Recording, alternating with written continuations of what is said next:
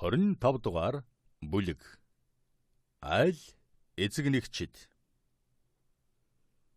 Мармадюк Вэйдуган шилтгэн бол Бэлстро цэцэрлэг дундах толгодын нэгний бэлд улаан туйпуугаар босхон далайн чандахтай Канын уурхайн цагаан жулуугаар өнгөлсөн орд цагаан харш билээ. Өндөр зузаан хан туурахтай хаалга цонхнуудын дээд талыг Эрдэнэ Ромын тал дугуй гулдан хэлбэртэй барьсан норм маягийн барилга болоо.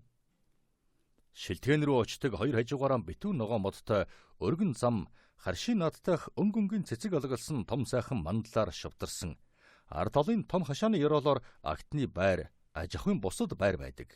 Хашаа нэг талаараа цэцэрлэгтэй нийлсэн тийшэн ордог өндөр ширмэн хаалга харагдана. Хан туурганд нь хуучин бэхэлтийн улмар үлдэж хоцорсон гүн гуу харш, цэцэрлэг, хашаа бүгдийн бүслэн ороосон Мармадюккон эдлэнг эргэн тойрноос нь хамгаалж хаацалсан цай згэлтэй болгожээ. Бэлстро цэцэрлэгт болсон баяр наадмын маргааш өглөө эдлэнгийн хашаан доторх байдал яриг бишийн болсон байлаа. Тал дугуй гулдантай өндөр хаалгаар нь шагааж харсан хинч гисэн эргэн тойрондон хан хэрэмтэй тэг дэрвэлжин энэ том газрыг цэргийн хуаран гэж бодохоор байлаа. Хашааны ёроолоор эгнүүлэн чулуун ханд шинхэн шаасан болтой төмөр дээгнүүдээс уйсан мордын хөлсийг өргөн өмд урт түрийтэй гуталтай цамцныхаа хандсыг дохоогон хүртэл эргүүлсэн цэргүүд хусч харагдана. Энэ тэндгүй устаа ширэн бортгонууд тавьсан хашаан доторх чулуун хавтангууд дээр шалбааг шавхаа гялтганана.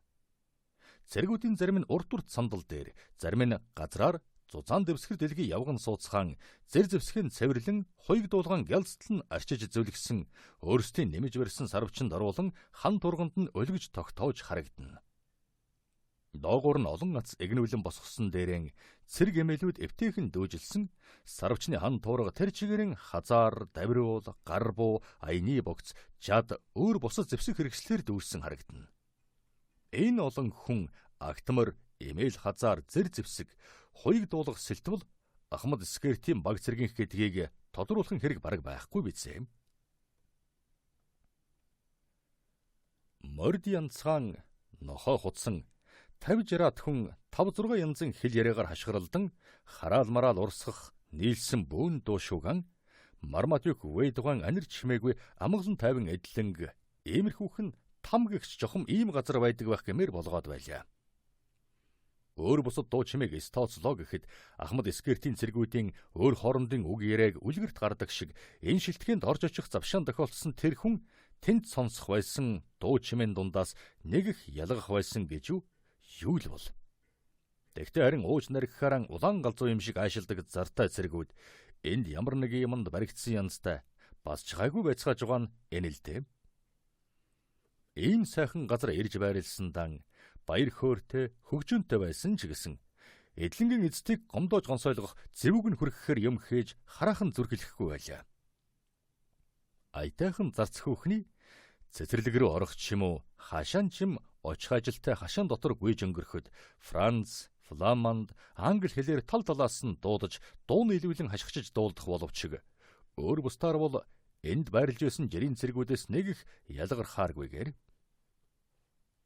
эдлэнгийн эзнийхээр шагаач болохгүй гэж дарга нь хатуу оргилсан учраас хашаан доторх сарвч марвчханд унтцгаадаг нь шалан дээгүүр дэлгэсэн сүрэл дэвсгэр хучлаг энтрээр нь элт харагдана.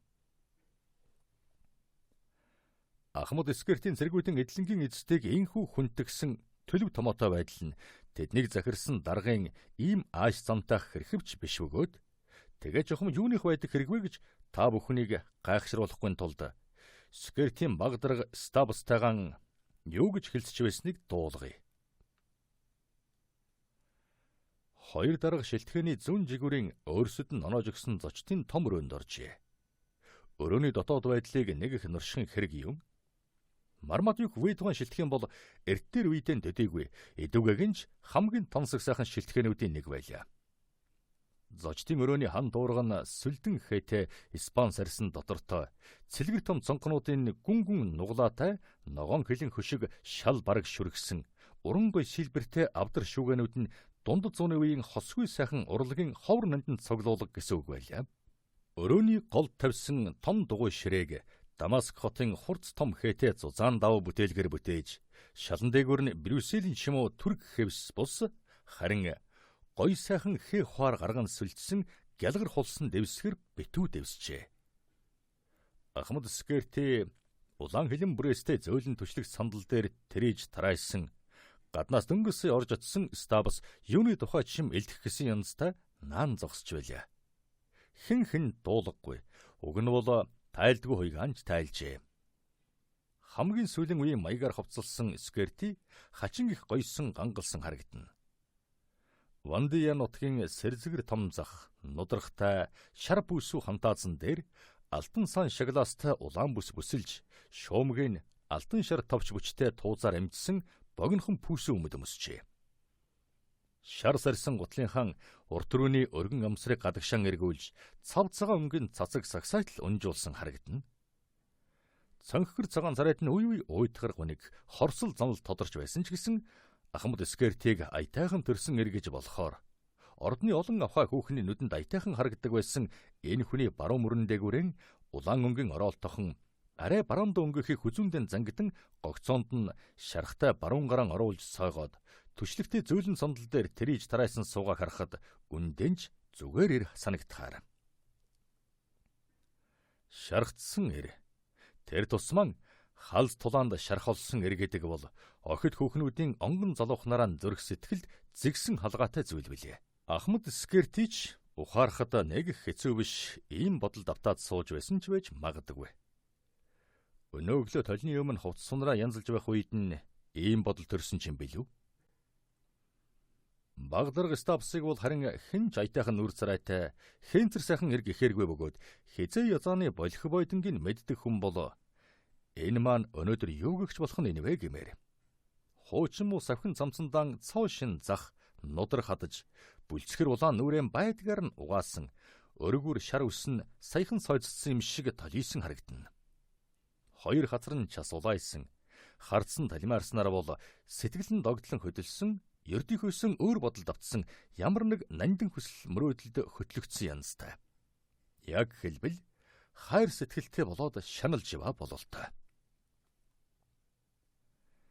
Элтгэх гэснээ элтгээд юу гэх нь вэ гэсэн янзтай дуу шуугүй зогсож байсан нь Ахмадын хаан цэргүүдийнхэн ийм төлөв даруй байгаа явдал тун их баярлаж байна. Хажуухан тад нь ийм сайхан харш бэлэн байж байхад агтны хашаа байранд унтаж хонож сураагүй улс та угна. Стабс минь бид чинь Англи нутагтаа байгаа учраас Фландрид байгаа юм шиг аашил загнаж арай болохгүй. Тэгэх юм бол энэ нутгийн ханыг эзэн хааныхан эсрэг хандуулж мэднэ гэсэн үг. Гэхэд мулгуу царайлан ёстой тийм гэлээ. Ахмад нь бараг өөрөө өөртөөгөө тэгээд ч бас одоохондоо тэгж тонож дээрэмдүүлэхгүй. Дур зоргоор наашлуулахгүй хэн шиг байх өөр шалтгаан надад байна. Тэгтэн хатуу гараар үзэх хэрэгтэй болж магадгүй. Муур хулганыг барьж идэхээс өмнө түүнтэй тоглож нааддаг юм гэж яриад. Цаад хийх юмгүй амьтад чинь тэгээд миний тушаал дургүйч хүрээгүй үстэй. Гэхдээ баг дарга огтхон ч үгүй. Үнэхээр үгүй. Цэргүүтэн танд үнэхээр талтай сайн шүү гэлээ. Баг дарга та тэгвэл цаадуулдан очиж тарган мах шар ариг хоёрыг хамтлан олгоно гэж амал. Хоёр хүний эдэж уугахаарыг ч эдэж ууж болно гэрээ. Тэгтээ харин дураараа дур гэж хулгай энтер хийж хэрхэвч болохгүй. 8 тоод зааврыг ягштал дагаж биелүүлэх хэрэгтэй. Гажууд улсан хэнийг боловч тэр дор нь модны мөчрөөс дүүжлэнэ гэ. Дахиад байлдах эсхийг бурхан тэнгэрл мэдэх хэрэг. Одоохондоо бид хинтэйгэнч байлдаж барих гээгүй байна. Гээд цаадуулдан ойлгуулах хэрэгтэй шүү. Эндхэн энэ муусанчуудын өчигдрийн тэр хэлж ярьж дуулцсан яацхааж байснаар бол эднийг хаврааснаа зүйл дуусах гэж эзэн хаантан маань тушааж мэдхэл байх гэж ярихад стабс анайл ёстой тийм гэв. Ахмад их л юм бодсон янзтай. Миний хувьд бол хэдийд ч хамаалга шалуухан тусмал сайн. Тэгтэрийн тулуул биднийг эндээс татаж таарна. Гэтэл харин бидний эцэг төгсгөлгүй энэ аян дааны дараа жаахан ч гэсэн амс химээр байдаг. Энэ дуг нэрх тураараа ганц 2 сар жаргаж болмоор газар юм. Орон байран ч аятайхан гэд баг даргын хаан аятайхнаар барах уу. Гэхдээ Бас тэгээд огтонч. Та хараа биз дээ. Гэв. Харсан. Хувцсанараа өмсөж байх зураг цонхоор хальтхан харсан. Тагтан дээр 2 хүүхэн зогсож байсан шүү. Тэр 2 чинь дээ. Нэг нь эдний охин, нөгөө нач охин байгаа юм. За тэгээд баг дарга танд аль нь илүү санагдав да? Багавтрах нь бүрч аятайхан дам шиг байдаг шүү. Чөтгөр ав гэж. Ахмад тачган тул инээн. Миний ухаанд яагаад орсонгүй гэснэг өөртөө ярьж байгаа юм шиг аяархнаар. Нэрэнжтэй. Их болсон энэ хорвоо дэлхий гэдэг чинь хосгүй сайхан бүтээлүүдийн бусдаас ялгах авьяасгүй өрсөж төрүүлдэг хэрэг шүү дээ. Тэр тавтаргүй годгонсон охиныг л усын даган шиг ихчээс нь илүү гэж үнэн голоос боддог хүн миний өмнө бэрэн зогсож байна. Гэтэл харин нарийн ширээнийг ялгадаг ярхаахан хүний хувьд бол эгчгэн сайхан амтан хаа байх вэ? Ёстой хосгүй сайхан амтан гээд хөхөрлөө. Стабс минь юунд нуусан хэрэг вэ? Бөгс цээж хоёрт нь л хэрэг шүү дээ. Би бол харин хавгүй нандин зүйлд. Юунд гэдэг бол тодорхой хэрэг шүү дээ. Зүрх сэтгэлд нь шүнц юм. Баг дарга маань яхав хөөхөн уруулам учиртай харц шантгархан хамар сайхан үсгэзэг их зэрэгт нь л болоод ухаан жолоогүй дурлаа биз. Миний хувьд бол уруулам харц марц хамар үсгэзгэнд нь болсон төдий биш. Энэ бүгдийг чинь зүрх сэтгэлээс нь салгаж огт болохгүй. Гэд сэтгэл догтлон хөдөлсөн энэ яриаг нь дуу шүүгүй чагна зогссон Стабсын ийм их юм хүснэ гэдэг арай ихтнэ. Гэхдээ тэм шүү баг дарга минь. Тэгтэн хүсвэл хүртгэл болно гэв. Тийм хүүхнийг хаанаас олох вэ? Яста хаанч байхгүй гэж бодож байна. Баг дарга минь. Та юу ч хардаггүй харлан хүү юм. Түүнээс биш тийм хүүхнийг өнөө өглөө яг харах байсан. Харсан. Нэрэл харсан. Үнэхээр тийм хүн босоор үзэж хараагүй тийм сайхан амтан байдаг шүү. Англи даяарч тийм сайхан хүүхэн байхгүй гэж бодож байна. Үнэхээр байхгүй. Чөтгөр ав гэж дуулдав. Айлын шиг гэж. Та бид хоёрын яриад байгаа тэр багавдархан шиг нь. Тэрний чинь Лора Лавлайс гэдэг юм. Би зарц бүхнээс нь мэдж авсан. Гэхэд дачган тул хөхөрж та бид хоёрын аз болоход Стабс та тэнэг хүү юм. Миний аз болоход гэсэн үг л дээ. Хэрвээ та минь нарийн нандныг мэддэг, өөрөөр хэлбэл ухаантайхан ирэх байсан бол та бид хоёр өрсөлдөх дээрээ хүрчин мэдэх. Тэгсэн бол миний хувьд тунж тоогүй юм болох байсан юм. Дотны хайрт баг дарга минь. Харин та бид хоёрын зам хоёр тишээ салсан байна. Лора Лавлайсийн нэг л юм та унсан хүн байна. Жохом юунд нүвэ гэдгийг та бид хоёрын хэнж хэлж мэдэхгүй. Тэгвэл би үеэлэгч нэг юмд унаж гүйцээд жохом юунд нь унснаа харин сайн мэдж байна. Хамгийн сайхан хөөхөн гэдэг чинь байна шүү. Яста мөндө Стабс минь. Өнөө өглөө таны өмнө Бекингем гүнгийн хошуундан төдийгүй Англид хосгүй байж мэдэх хамгийн сайхан хөөхөн зогсож байсан. Та таанч анзаарсангүй. За тэр ч яхав тийм л байгаа биз. Эрхэм минь. Хүний дур сонирхол адилгүйгээс хойш маргахын хэрэг юу байх вэ? Ерөнж тэгээд хүн ингэж өөрөөрийнхөө бодол сэтгэдэг нь тун сайн хэрэг. Яста тийм чөтгөр ав. Над баган л илүү таалагдаад байгаа юм. Тэр тэгвэл таних болог. Ингээд вэ чинь гар шарахтай учраас энэ өрөөнөөс гарахар галгаа. Тэгэхээр та явж Мармадюктай уулзахыг бод. Өчигдрийн эвгүй явдлыг яаж игээд аргалахыг дэм буудлаар дайрч өнгөрөхтөн хэтрүүлж орхисноос л темирхүү юм болжээ гэх мэтээр учирлахыг бод. Фландрид тулдж явснаа тань жаахан дур зоргоор байж дассан зэрэг нь дуулгадаг юм шүү. Нэг үгээр хэлэхэд юу л гэнэ? Түүнийг баг зэрэг аргадаж тал засахыг бодж үз. Бодоод байхад эрхэмсэг энэ тайж буруу замаар нэг чих орсон хүн арай биш бол та. Хүүгийн ордны албанаас гаргаснаас болж л эзэнтнийг хэлгэнүүлсэн хэрэг байх. Цаадахтайгаа авилэрхийг бод. Та бид хоёр ингэж чадахгүй юм бол тэр хоёр хөөрхөн амтны өнөө өглөөний шигэн цонхороо хард суухаас өөрөөр яаж чадахгүйд хүрнэ гэж мэдээрээ. Та бид хоёрын тэдэнтэй нойр дотн болно гэдэг өнгөрнө гэсэн үг.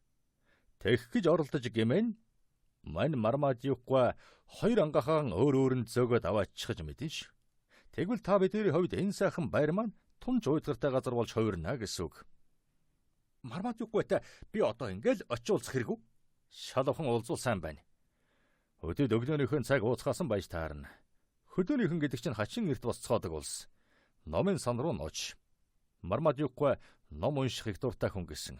Тэндээ байж байгаа байх. Тэгдэх хэрэг чөтгөр авгич. Юулг нь чөтгөр авгич хараадаг баг дарга нь humгүй гарлаа. Скерти зөөлөн сандлаас өндингөн тэр сайхан амтан минийх болох ёстой гэд өрөөнд дотор учир зүггүй холихон. Төөнийг өөрийн болгохын тулд би үхэс ч боцохгүй. Ийм сайхан, ийм аятайхан амтан байх гэж энэ хорвоогийн цорын ганц эзэгтэй эгээгүй мөн. Чимэн барсыг хурх шиг, хургийг догшин барс шиг болгож хувиргах чадaltaй төржээ. Өчигдөрхөн би чинь үнэхээр барс шиг ир байгаагүй гэж юу? Өнөөдөр харин хинц хурх шиг хөөхий нэгэн амтан болж орхиод байна. Зоёг гэж. Ийм хүүхэн харж байна гэж мэдсэн бол тэнд байж байсан хүн чинь харсан байлгүй яхав. Тэр нэг эртээ үзэлцсэн барийг ихгүй байх байсан юм. Тэгэхээр бүгдийг харсан байж таарна. Яагаад хараагүй яхав? Бэн тэгээд мориносон унаж баларсан. Тэр хүнд дийлдсэн. Тийм баларсан юм болох гэж байдаг гэж өглөх дуулав. Шүд зүүн сөнг дуугаар ингэж халаглан царайн бараасныг харвас тэр хүн дийлдсэндэн тун их гутарж байгаа нь элд. Очиж Мариан Вэйдийн нүдний өмнө тэгж шившгэн хутгаснаа бодхоос голон харалсандаа болоод шархтай гарынхан өвдөд зовхыг ч мартчихэ. Ийм баларсан юм байх гэж хэмээн гаслаад. Гэхдээ тэгээ тэрний хэн гэдэг юм бол? Хаана юу хийдэг хэрэг вэ? Хэн гэгч гэлээд. Тийм. Голдсберг гэсэн. Мармадюкгүй тэр хоёр эрдэм өчигдөр танилцж байх шиг байсан.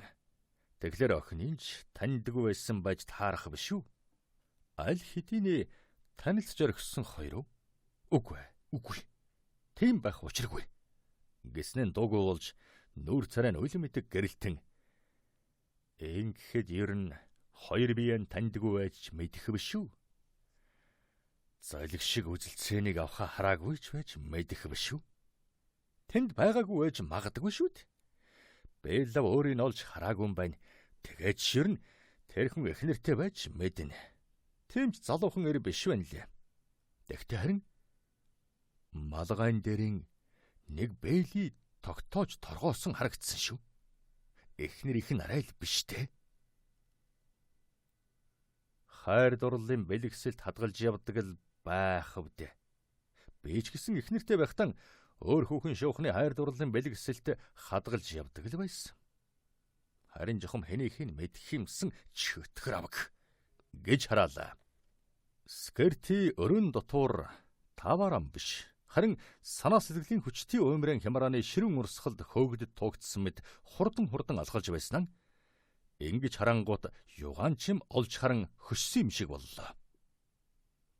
Өмнөх өрөөний гол тавьсан жижиг ширээн дээр хайсан өрөөсөн бэлийг хэвдэж байлаа.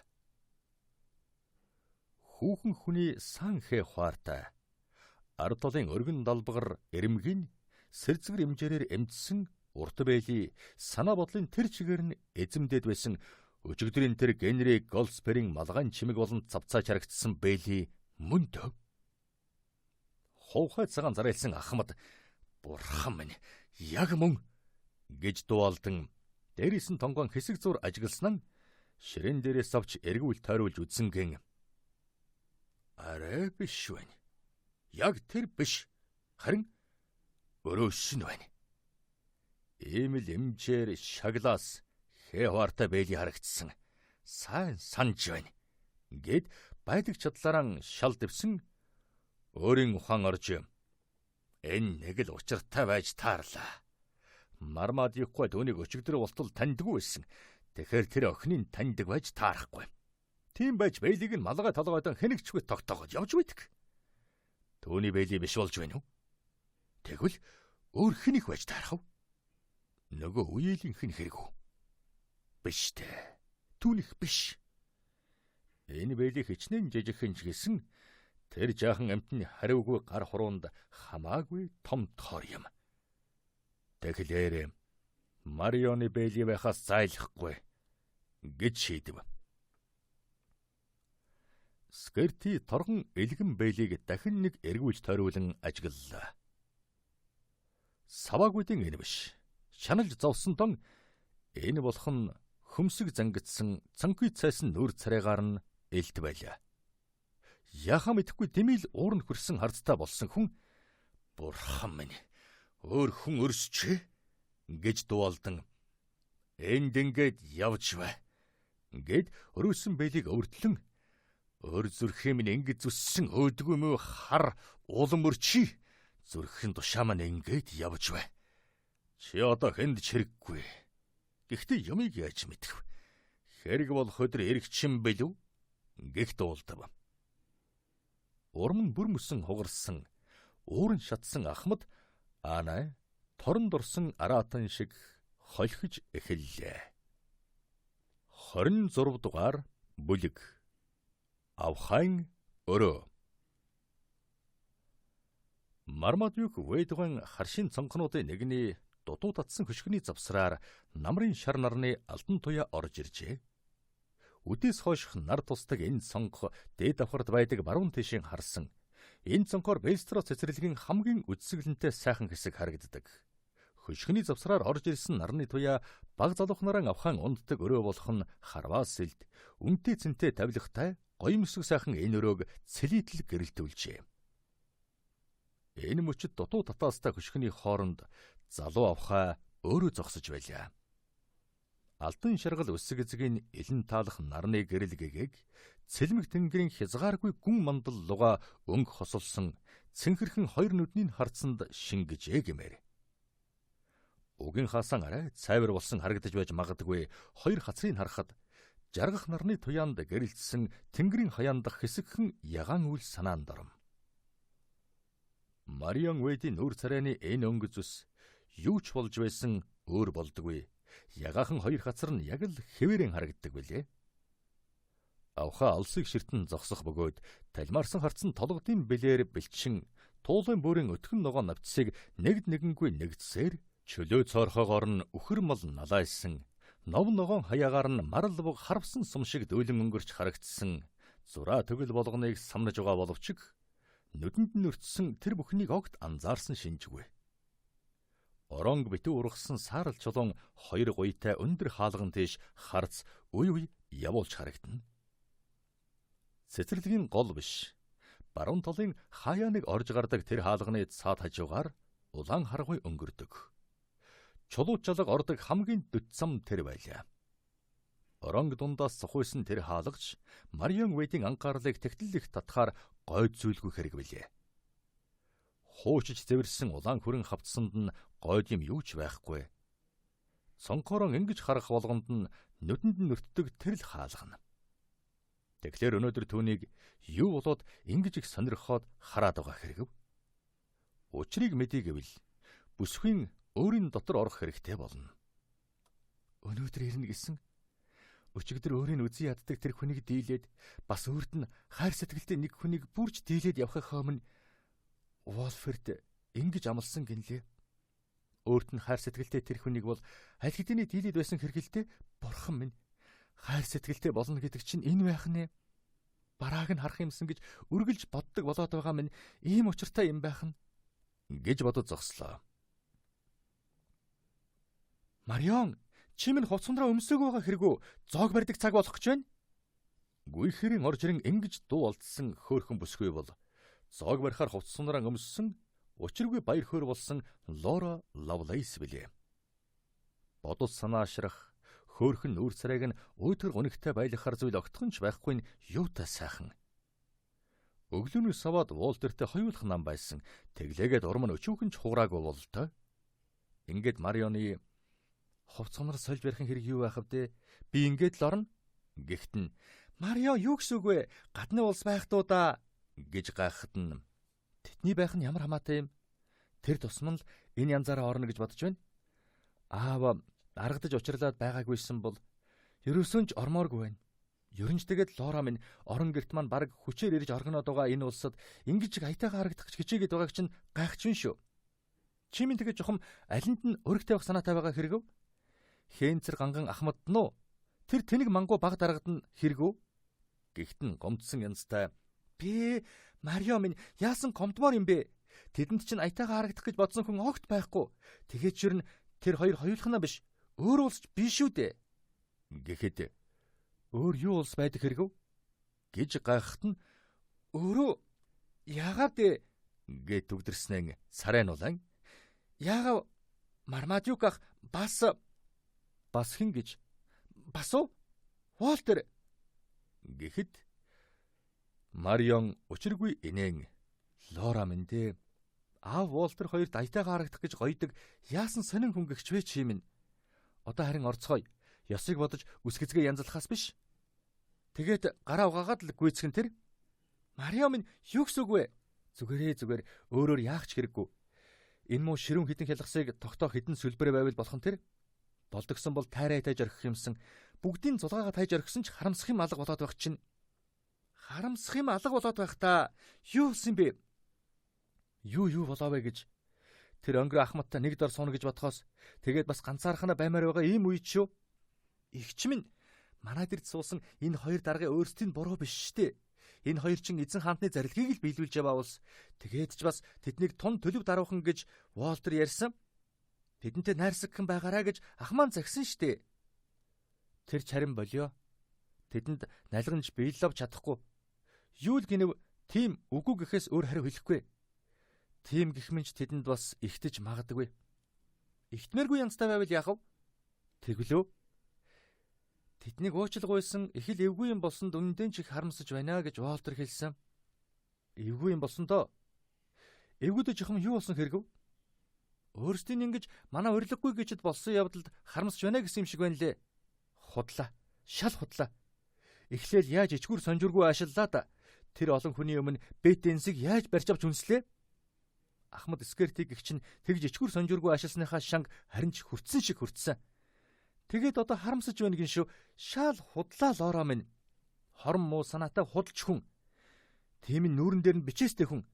Тэр багдаргана гэж нэг тэнэг мангу амьтаа харагдана лээ. Ингэж ярилцж байхад зураан үсгэцгэн янзлж дууссан Марионы хувьд толны өмнө эргэлтийн хэрэг байхгүй. Яагаад гэвэл ямар ч хуц сунартай байсан үдсгэлэнтэй сайхан хэвээрэн байдаг бүсгүй. Төрөлхийн үдсгэлэнтэй сайхан үр царайгаан яаж янзлах гойж гоодохын хэрэггүй. Тэргүй үдсгэлэн төгөлдөр билээ.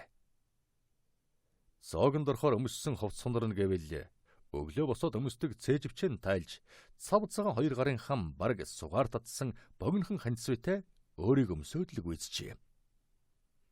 Алтан шаргал өнгөтэй өтгийх үсгэцгэн эвтэйхэн эвлүүлж ардагцсан дэрийн овоолон урт хоёр сүлбэрээр тогтоов.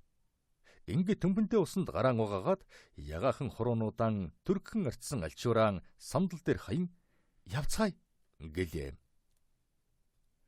Үеэл хоёр бүсгүй өөрсдийн тэсэлгүй хүлээсэн хоёр даргын сууж байгаа зочдын өрөөнд орж очлоо.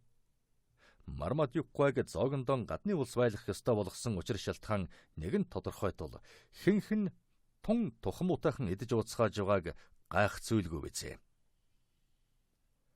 Гэрийн эзэн гадны хоёр хүнд аль болохоор найрсаг хандах гэж хичээж байсан боловч инээ тэрэхэн дээр хүртэл эв хавгүй оргино. Морин цэргийн ахмад ийм хүйтэн хөндөй байдлыг эвдэх гэж үнэн голоосоо мэрийн өөрсдийн ингэж өөр бусдад дараа болоход хүргэсэн явдал өөрт нь тун эвгүй байгааг нэг бус удаа илэрхийлээ зогссонгүй. Өөрийн ийм эвгүй байдалд оруулсан эзэн хаантанд дурамчхан байгаа янз хүртэл үзүүлж зүрхэлдэг байгаа. Хорон муу санаат гээчний амнаас иймэрхүү хуурамч сайхан үг сонссон Мармадюкгүйг аятал засаж байна гэж бодож болохоор байсан боловч хашир энэ сайн сайхан хүний өтгөн хөмсөг дороос итгээгүй байрын харц хаяа хялдж байсныг хамгийн хянуур хүн л анзаарч мэдхээр байлаа. Марионы үдсгэлэнтэй сайхан нүүр царайд итгээгүй юм уу? Эгдүүцэж байгаагээ өчүүхэн шинж тэмдэг тодорч харагдаагүй ч гэсэн хэлсэн үгэндээ яг эзэн болж юм болгон дээр тун товчхон хариулж байлаа. Мармадюк Ведван охин үл хайхарч байгаагаас өөрөөр Израилийн үнэхээр омог бардам суун. Жигшиж зэвүүцэж байсан боловч ингэж байна гэж хоёр нүднийх нь харцаарч хүйтэн нэмсэглэлээр нь ч гадарлахад хэцүүхэн. Ахмад Скертэй авхайг хөгжөн баясах гэж байдгаараа хичээж байсан боловч бүтсэнгүй. Хичнээн ч найрсаг хандсан хэнэггүй царайлж, ямар ч хурц ухаантай үг хэлж, хичнээн ч хөгжөөнтэй юм ярьсан тунж төлөв даруухан нэмсэглэн өнгөрүүлж байлаа. Марионы сэтгэл үе догдлон хөдөлж байсан гэхээр нь хэн ч анзаарсан ингэж байгааг нь хоёр нүднийх нь харц цонх руу тэмүүлэх үеэр л түүний цаана ямар нэг юм олж харах хүсэл давтсан байдлаар нь л ажиж мэдэж болохоор байлаа. Хамаг санаа бодол нь хавьд байхгүй байгаа хэнэгэн хүн рүү явж орхиод байгаа янзтай. Амьсгаагаан дотроо хураагаад гадагшин гарахгүй байгаа юм шиг хингэтэг цээж нь оволзож түнхэлзэж харагдана. Сэтгэл нь догдлон хөдөлж байгаагийн иймэрхүү шинж тэмдгийг ажиж мэдэх хэцүүхэн байсан ч гэсэн энэ талаар туршлах суусан Скерти харин ажиж мэдэн учрыг бараг гадарлаад өөрийн бодож байсан огт өөрөөр эргэсэнд баргар царайлав. Цонх руу ар нуруугаан харуулаад сууж байсан Ахмад тэгээд ч хэн нэгэн хүн харагдаж магадгүй гэж бодсон дон хэдэнтэй эргэж харлаа. Хэдэн ундаг дарс болгосны дараа нөгөө их төлөв даруй хүн маань хаа байх болж хоёр нүдэнд сэргэн үг яриа нь олширч хээгэн алдах тийшин хандлаа. Баг дарга нь харин дуушуу бараг гарахгүй сууж байлаа. Даргийнхаа хэлсэн ярьсны ганц хоёр үгээр батлах төдийхөн сууж байсан түүний нүдний өмнө болж байгаа зүйл огт таалагдсангүй. Зэрэгцэд суусан Волтер Лоро хоёрын харилцан ширтэлцэх харц яалаа гэж аятайхан санагдааж тэ. Үеэл ах トゥ хоёрын хоорондоо учиртайг Мармадюк Вэдган хүү өөрийн зам дээр хөндлөлтөн зогсож байгааг төдөлгүй мэдэв. Тэнийг байрын мэдээгүй юм шиг мэнэгэр нүүрт сарайд нь хардаж харамлаж байгаа юм шиг байдал тодорч хоёр нүдэнд нь Ахмадын бүрэгдийн шиг хоёр нүдэнд гялзж байгаа хорсол занал дүрлэлцжээ. Зог эвгүй айгүй юм нэг их боллоггүй дуусан төдөлгүй өндийцхэн Мармадюк과 ажилтай тул явалгүй болохгүй хэмээн учирлаж хоёр бүсгүй зочидтой салах сүйлдэн орхин гарцгаалаа. Волтер ёсыг бодан хоёр дарагтай хоцорсон боловч хэнхэн аятах нэг л таарахантай оргин хамгийн сүлд барьсан хааны төлөө дуграаг нь дуртай тогтоогоод салах ёс уйлдэв.